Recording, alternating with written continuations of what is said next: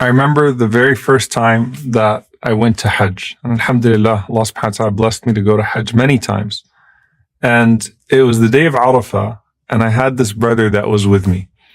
And we set out to get this perfect spot so that as soon as Dhuhr came in, we'd be able to pray and make dua for the entire day. And subhanAllah, just as the day starts and just as the time comes in, he breaks down crying and he goes, I don't know if I can do this, man. And I said, what do you mean I don't know if I can do this?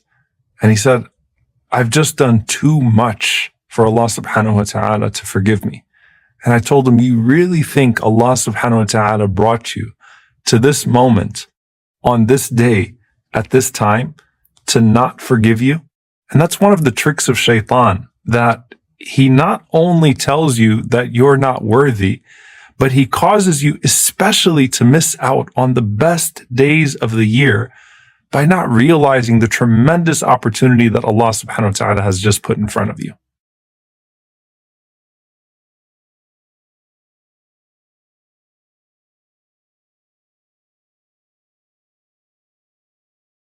The Prophet ﷺ said, there is no day in which Allah subhanahu wa ta'ala frees more people from the fire of hell than the day of Arafah. وَإِنَّهُ لَيَدْنُو عَزَّ وَجَلَّ. And he continues to draw closer and closer subhanahu wa ta'ala. ثُمَّ يُبَاهِي بِهِمُ الْمَلَائِكَةِ. And then Allah subhanahu wa ta'ala boasts to the angels and he says, مَا أَرَادَ هَؤُلَاءِ. What is it that these servants want from me? SubhanAllah, this is obviously best manifested on the day of Arafah at Arafah. But Al-Hafidh ibn Rajab rahimahullah, he says, Al-'itq min al-nar, the freedom from the fire that the Prophet ﷺ is talking about is li jami' al-muslimin, for all of the Muslims. It is not restricted to the place of Arafah, as the mercy of Allah subhanahu wa ta'ala is not restricted to a place. This is the greatest day of the year for every single believer, and it marks the initial day of decree where Allah subhanahu wa ta'ala stood us all before him and all of us were pure. And Allah subhanahu wa ta'ala offers us this opportunity to go back to that purity so long as we acknowledge the original covenant with him subhanahu wa ta'ala. And I want you to think about all the du'as that you want to make today. And all of those du'as are good, inshallah ta'ala, so long as the ask is good. But there should be no greater desire on this day than to be amongst al-utaqa, to be amongst those that are freed from the fire. And there's this beautiful scene of Hakim ibn Hizam, radiyallahu ta'ala anhu, the nephew of Khadija, radiyallahu anha, where he comes and he stands on the day of Arafah and he frees 100 slaves. Now I just want you to think about the scene of 100 people being freed from slavery. And he calls out to Allah subhanahu wa ta'ala as the people are crying and he says, هَذَا كُلُّهُ لِلَّهِ. Oh Allah, this is all for you as we seek to be freed from the fire. And subhanallah, as the people see him and as the people are crying, some of them said, رَبَّنَا هَذَا عَبْدُكَ قَدْ أَعْتَقَ عَبِيدَكَ وَنَحْنُ عَبِيدُكَ فَاعْتِقْنَا. Oh Allah, this is your slave and he has freed your slaves and we are all your slaves. So free us all, O Allah, from the fire. Ali ibn Abi Talib radiyallahu ta'ala anhu says that لَيْسَ فِي الْأَرْضِ يَوْمٌ إِلَّا وَلِلَّهِ فِيهِ عُتَقَاء.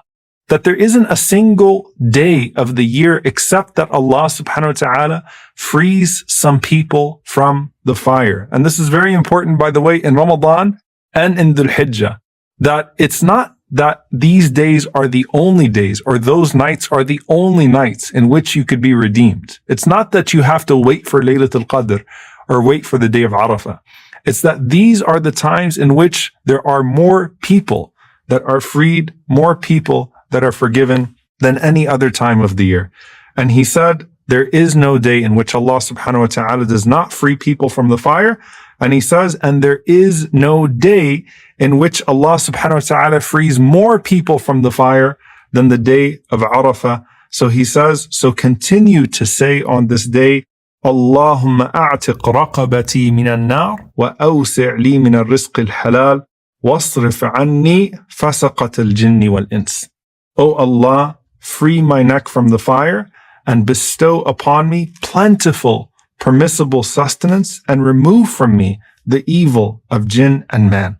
This is the day in which the main thing you want is that this is freed from the fire, just as that day in which you stood before Allah subhanahu wa ta'ala and you told Allah subhanahu wa ta'ala, you are my Lord and I want to come home. I want to come back to Jannah for which I was created bi'idhnillahi ta'ala, where my father Adam alayhi salam originated from.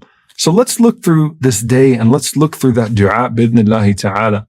And if you think about the confidence and the certainty that you're supposed to have in your dua, that's on any day that you should have that certainty. What about this day of Arafah? The Prophet sallallahu alaihi wasallam said, "Khayru du'a'i du'a'u yawmi Arafah." That the best dua is the dua of the day of Arafah. So the Prophet sallallahu alaihi wasallam said, any dua on this day, this is the best day of dua, period. And then he said, and the best of what I and the prophets before me have said is La ilaha illallah wahdahu la sharika lah, lahul mulk wa lahul hamd, wa huwa ala kulli shay'in qadir. There is no God but Allah. He has no partner. To him belongs the dominion. To him all praise is due, and he is able to do all things. Now, subhanAllah, we spoke earlier with Musa alayhi salam and his describing his weakness in front of Allah. And we called that wasful hal. That's what the ulama mention, is presenting your own weakness, presenting your own vulnerability. What's even greater than that is acknowledging Allah subhanahu wa ta'ala's greatness and affirming that greatness. And sometimes that is sufficient of a dua. And when those two things go together, then those are the best and most blessed of du'as. And so on Laylatul Qadr, the best dua is, Allahumma innaka afuun. Oh Allah, you are the one who forgives. Tuhibbul afwa. You love to forgive. Fa'fu anni. So forgive me. So you're acknowledging and affirming Allah subhanahu wa ta'ala's greatness and his love to forgive. Because guess what? You didn't get to legislate Laylatul Qadr upon Allah subhanahu wa ta'ala. Allah gave us the gift of Laylatul Qadr. And you did not get to legislate Arafah. Allah subhanahu wa ta'ala gave us the gift of Arafah. So in the same spirit, all you do is you affirm that original covenant with Allah subhanahu wa ta'ala. And then let Allah subhanahu wa ta'ala do the rest. It's not even as much about asking as knowing the one that you are asking. And when you turn towards him and you say, oh Allah, you love to forgive, how could the one who loves to forgive then look at you at that day when you're crying before him, when you're saying La ilaha illallah, when your tears are pouring out, when your heart is broken, and when you are looking to Allah subhanahu wa ta'ala with complete desperation, yet complete certainty? How could it be that a person leave this day saying these words and not be amongst the forgiven? And I want to give you one more scene, subhanAllah. It's one of my favorite narrations of the day of Arafah. Abdullah ibn Mubarak, rahimahullah, he said, I went to Sufyan al-Thawri, rahimahullah, on the day of Arafah, and I saw him as he was kneeling upon his knees and his eyes were flowing with tears. So imagine walking up to one of the greatest scholars in the world, and you are one of the greatest scholars of the world too, and you see him on the day of Arafah, and he is on his knees, and he is bawling as he's making dua to Allah subhanahu wa ta'ala. And I called out to him, and I said, Man aswa'u hadha al-jam'i hala? Who is the person who is in the worst state in this gathering?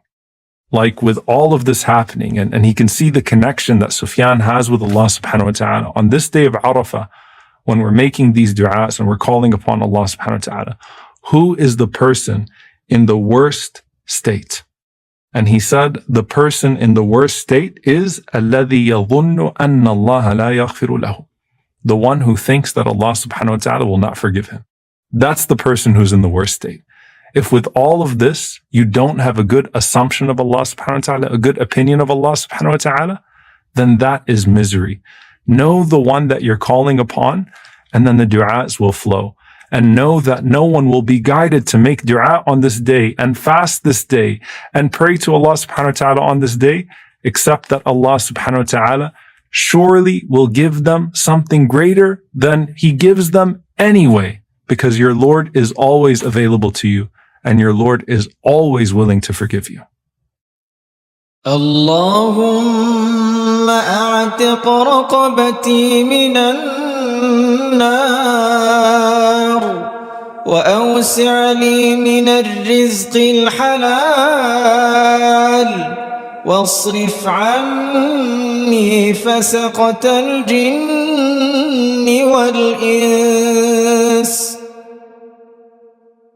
لا إله إلا الله وحده لا شريك له، له الملك وله الحمد وهو على كل شيء قدير.